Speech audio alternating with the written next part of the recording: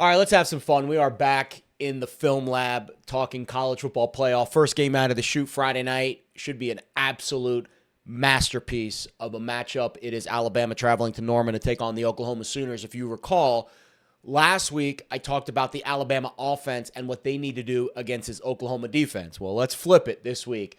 Let's talk about the Oklahoma offense and some of the things they are going to be facing against what I think is a pretty underrated Alabama defense. A very low-scoring game in the first matchup. Oklahoma did go into Tuscaloosa, get a win. They were about a touchdown dog. Game stayed under the total of 46.5, but it was Oklahoma's defense that really set the tone. John Mateer did not throw it very well. I believe he threw for about 140 yards passing.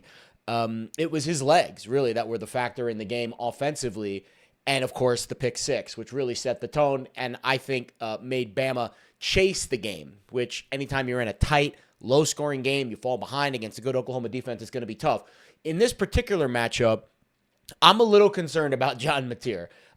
Maybe the time off helped his hand heal. I kind of hypothesized that he's going to need the whole offseason to heal from a broken hand. He had surgery about 2.5-ish months ago. He was the Heisman favorite after the first 4 weeks of the year, but then the hand injury and his production fell off dramatically over the last few weeks of the year. I think he returned in week 7, and he was a below-average quarterback throwing it during that time. Running it, he was a little bit better, and I think that is going to be a huge key in this game. But enough. Yeah, let's go to the tape. Again, we're going to look at this Alabama-Oklahoma game from last month. I'm going to show you 4 plays. They all kind of have a little bit of a different vibe. Some good, some bad. First play, and I think the interesting thing about John Mateer, to me, it's his mechanics. He kind of reminds me of a shortstop who is turning a double play. And you see here he's throwing, this is a little RPO game. And Oklahoma has it blocked pretty well, and they've got it schemed pretty well, right? You have the pull here because you have both these linebackers, 1, 2, kind of creeping up. So it opens up this little pocket of space for the receiver to run an in-breaking route. And Mateer, again, watch his mechanics here, and I think that's the key. So clean pocket, nobody within 2 or 3 yards of him. He can step into this throw, and he doesn't have to fade away or do any sidearm thing, or, he could pretty much just rip it. But watch right here, kind of leans, and you could see his platform, right? And so I'm not going to brag about how good of a football coach I am because I coach 12-year-olds, but I do coach quarterbacks, and we do a lot of drills. I study a lot of quarterback drills. The platform, the feet up, that's where quarterbacking starts. A lot of people think you got to have a big arm. You really don't. You've got to have really strong, solid feet, a good foundation, and you've got to have quick hips. He's got great hips. He's got a great arm. But the problem is his feet lean a little bit. Like, watch after he throws this. See how he kind of falls off to the right side. Now, this particular throw, relatively easy throw. It didn't really matter too much. But these are the things over the course of the game. If he drops back 25, 30 times, he needs to stay on platform. You see how he's kind of coming at it from the side. And again, he's leaning to the right. So it's okay for this particular throw.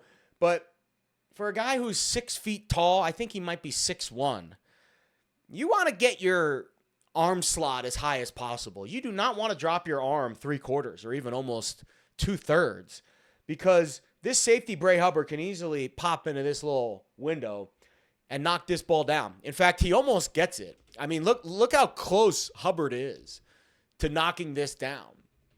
And it gets through the window. Receiver makes the catch. And he gets inside the red zone. So these are just the little things that John Mateer has to clean up. Again, I love his moxie. I love his leadership skills. He is a gifted runner. You're going to see a lot of designed runs. That's something Alabama struggles to defend. Mobile quarterback design runs, counter, quarterback keep, option.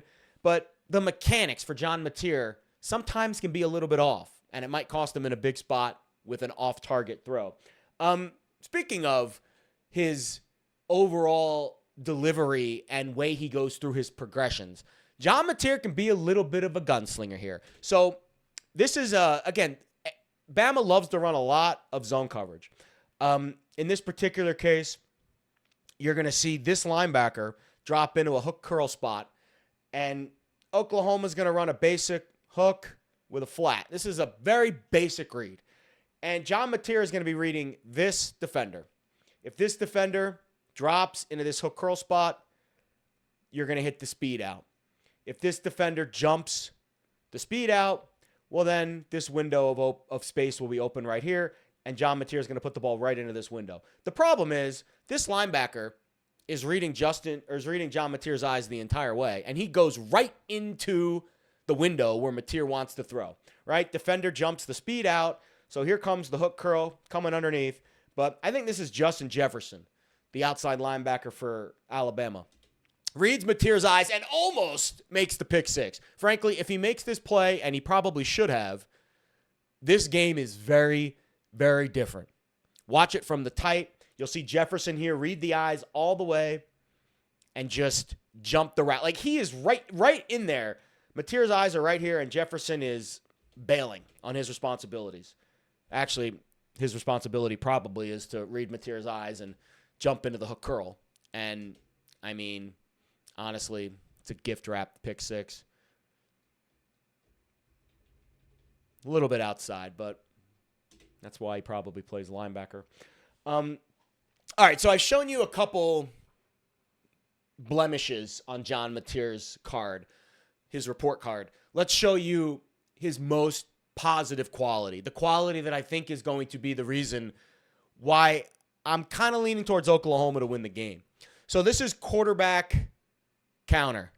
This is a very, I would say, staple of the Oklahoma offense. You can see the left guard pull right there. It's actually, it looks like a H insert here, and this guard's going to pull up into the hole, and this is quarterback run all the way. And Mateer's going to read the block, cut it back inside, and then watch him put his head down inside the 5-yard line and be very aggressive with finishing runs. And that's something he does very well. You can see this play develop much better from the tight. You can see Mateer's patience running. There's your counter.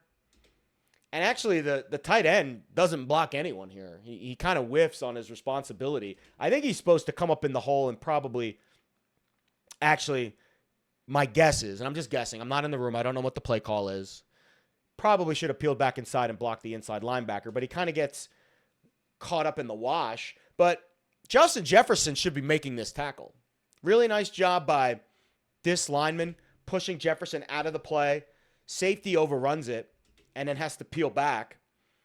And then Mateer makes a nice spin move, barrels over a couple guys. You don't see quarterbacks do this very often when they're barreling over defenders inside the 5-yard line. But John Mateer is not the tallest, not the biggest, but he might have the most heart of anyone on the field. And that's why I think Oklahoma is very dangerous in this game. All right. Again, this is another example of Mateer's feet and his mechanics.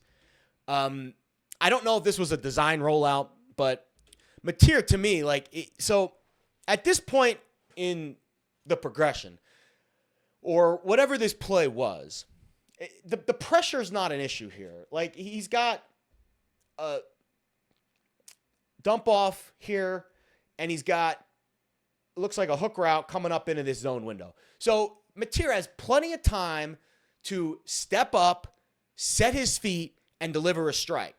But watch the delivery on this throw.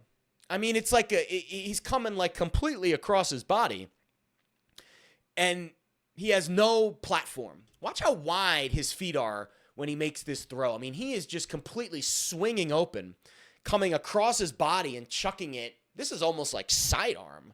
Like, this is almost like the Sidewinder submariner relief pitcher you see on a baseball field. And look where the throw is, low to the outside.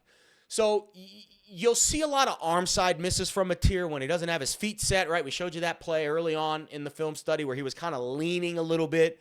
He'll miss arm side with that. And then when he does the Sidewinder shortstop turning a double play throw, he'll miss low and away.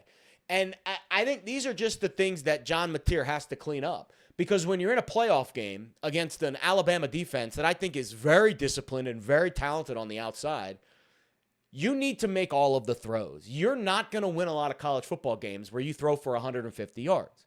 You're not going to get a lot of pick sixes, and you're not going to get a lot of, I don't want to say wide open opportunities, because this is a pretty tight window, right? You got, 3 defenders hooking right into this spot, but this is a window here. Like, you can make this throw if you set your feet, deliver a strike right on the money to his helmet. You can make a nice throw, but instead, low and away and incomplete pass.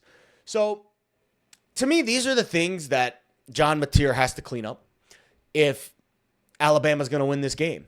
If Oklahoma's going to win this game. I think the key really is on the other side, and we showed you that in the last film study with Brent Venables against Ty Simpson. To me, that's really the key of this game. But the X factor is John Mateer. His legs, his ability to make deep, explosive throws down the field. This Oklahoma offense, to me, reminds me of like a big-time slugger in baseball, like a Kyle Schwarber. It's either home run or strikeout. Mateer does have the ability to beat you deep. They've got a couple of weapons on the outside, right? Satanya's made some really nice plays. The running game's been a little bit better. They've got this freshman Blaylock that's come on lately. I think that's going to be a key.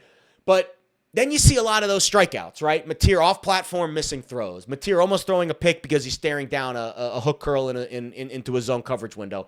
And the ability to be consistent and stack plays is something that I don't think John Mateer has quite mastered yet. So we'll see if the injury is healed, his thumb. We'll see how that looks. Maybe the time off kind of rejuvenated him a little bit. But this is going to be a really fun game. I think it's going to be a low-scoring game. I think the under might be a really good play. I think the John Mateer passing yards under might be a decent prop look, especially if he hasn't quite cleaned these things up yet. And I am really excited to watch Alabama play Oklahoma in this game on Friday night in the first round of the College Football Playoff. If you learned anything in this film study, you have to like and subscribe to the YouTube channel. If you laughed at all, I know I didn't tell them a whole lot of jokes, you have to also like and subscribe to the channel. Please continue to support the content. I will be dropping more College Football Playoff film study previews coming up in the next few days. We have a huge week of ball, and I appreciate you guys tuning in. I love you. Hit the like button on your way out. Don't forget. Goodbye.